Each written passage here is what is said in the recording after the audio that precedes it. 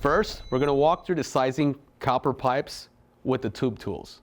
In most refrigeration and air conditioning systems, refrigerant flows between various components via copper tubing. Technicians frequently find themselves called on to cut, bend, and join tubing. They connect refrigerant pipes when making repairs or installations. We're going to show you some examples of that.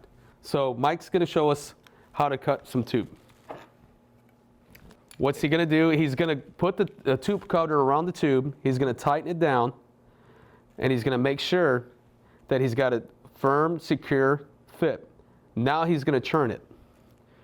By doing this process, it's cutting the tube without leaving any debris. He's going to keep on doing it until it finally snaps off. Now, guys, sometimes you don't want to squeeze it too tight, because if you squeeze too tight, sometimes you pinch this.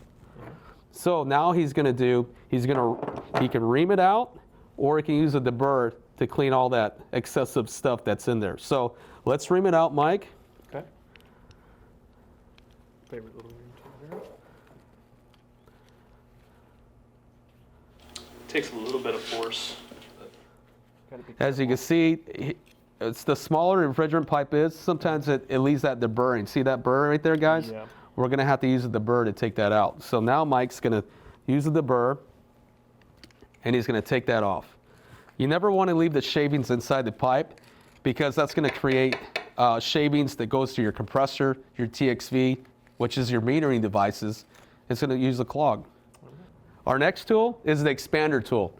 This tool is used in place of having a copper couplings.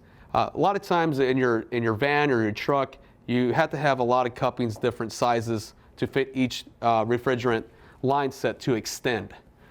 In this case, we want to save some time and be more efficient, so we use the tubing expander. So let's put this to test.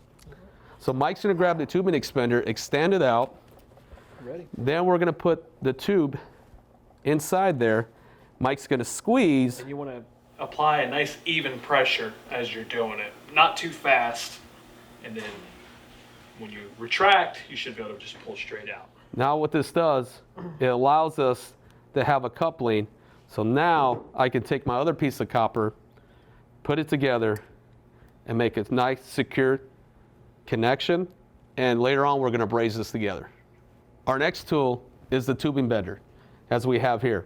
So what we're going to do is we need to make sometimes some bends to go. For me, for instance, I like to make bends to make our copper lines look nice and neat. Also, too, when you're making bends, the manufacturer requires 290s in the system, as it says in manufacturer specifications. So let's show an example. First, Mike's going to open up the tubing bender.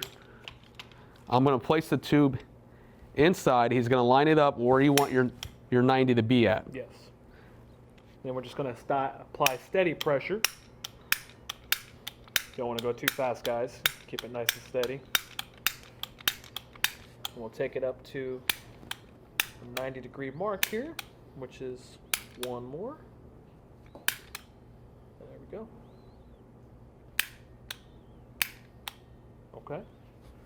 We'll drop it down. And now it makes a perfect 90.